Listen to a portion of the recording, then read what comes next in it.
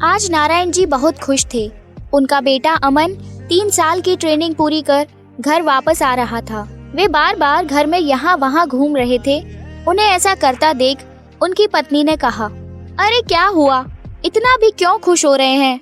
अरे मेरा बेटा आ रहा है, आज मैं उसे फौजी के रूप में देखूंगा।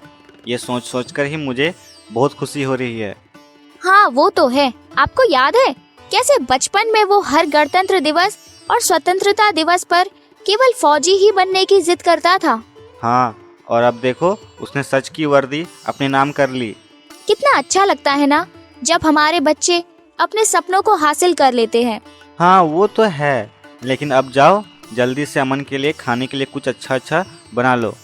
अरे मैंने पहले से ही सब तैयार कर रखा है, आप जाओ रेलवे स्टेशन उसे लेने। हाँ अभी जाता हूँ। नारायण रेलवे स्टेशन के लिए निकल जाते हैं और स्टेशन पर पहुंचकर अमन के आने का इंतजार करने लगते हैं। लेकिन थोड़ी ही देर बाद अमन का फोन आता है और वो कहता है, अरे अमन कहाँ रह गया तुम? तुम्हारी वाली ट्रेन कब का ही निकल गई। पापा आप स्टेशन पर है क्या? मैं नहीं आ रहा हूँ, आप घर लौट जाइए।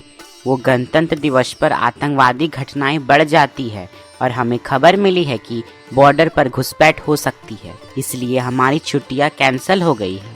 तो फिर घर कब आएगा? अभी तो तेरी ट्रेनिंग खत्म हुई थी और इतनी जल्दी बॉर्डर पे भेज दिया। पापा आपका बेटा ऑफिसर है, मुझे ही अपनी टीम को संभालना है। आप चिंता मत करो, सब कुछ ठीक होने के बाद आ जाऊंगा। नारायण अपने घर लौट आते हैं और उन्हें अकेला देखकर अमन की माँ पूछती है, क्या हुआ, आप अकेले? अमन कहाँ है? उसकी छुट्टी कैंसिल हो गई, अब वह 26 जनवरी के बाद ही आएगा। लेकिन क्यों? 3 साल से वो घर नहीं आया था और अब जब छुट्टी मिली तो कैंसिल कर दी। अब वो सिर्फ हमारा बेटा नहीं है, देश का रक्षक भी है, उसे अपनी ड्यूटी करने दो। सही कहा आपने। 2 दिन बाद पूरे देश में गणतंत्र दिवस को लेकर खुशी का माहौल था।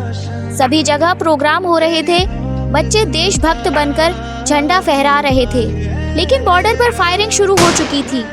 अमन की 15 जवानों की टीम बर्फ में फंसी हुई थी और बाहर बड़ी संख्या में आतंकवादी उनके निकलने का इंतजार कर रहे थे। सर हम यहाँ नहीं रुक सकते हैं, बर्फबारी ज्यादा हो रही है, हम किसी भी वक्त यहाँ दब सकते हैं। लेकिन बाहर दुश्मन है, यहाँ से निकले तो बाहर उनका सामना करना होगा। हमारा भी यहाँ रुकना खतरे से खाली नहीं है। ठीक है, तुम लोग मेरे पीछे पीछे आओ, मैं आगे जाता हूँ। लेकिन सर आपको डर नहीं लग रहा है? देश के आगे कुछ भी नहीं, खुद की जान भी नहीं। मैं आगे जा रहा हूँ और मेरे इशारे पर सब एक एक कर बाहर निकलना। जय हिंद। अमन वहाँ से बाहर निकल जाता है और उसके निकलते ही पेड़ों के पीछे से फायरिंग होने लगती है। वो किसी तरह खुद को बचाकर दुश्मनों पर हमला करता है और उन्हें मार गिराता है। एक एक कर उसने वहाँ छिपे सभी घुसपैठियों को मौत के घाट उतार दिया और सबको बाहर आने का इशारा किया। लेकिन तभी एक घायल आदमी उसके पास भागते हुए आया और उसे पकड़कर उसने अपने ऊपर लगा हुआ बॉम्ब ब्लास्ट कर लिया। अमन के चीथड़े उड़ गए। उसके साथ ही बाहर आए तो उन्हें कुछ नहीं मिला। सर ने हमारे लिए अपनी जान कुर्बान कर दी। नारायण जी टीवी पर समाचार सुन रहे थे और अमन की माँ किचन में काम कर रही थी। तभी समाचार में सुनाई दिया, गणतंत्र दिवस मौके पर आतंकवादियों की नापाक हरकत। बॉर्डर पर हुई मुठभेड़ में अपनी टीम को बचाते वक्त जवान अमन शुक्ला हुए शहीद।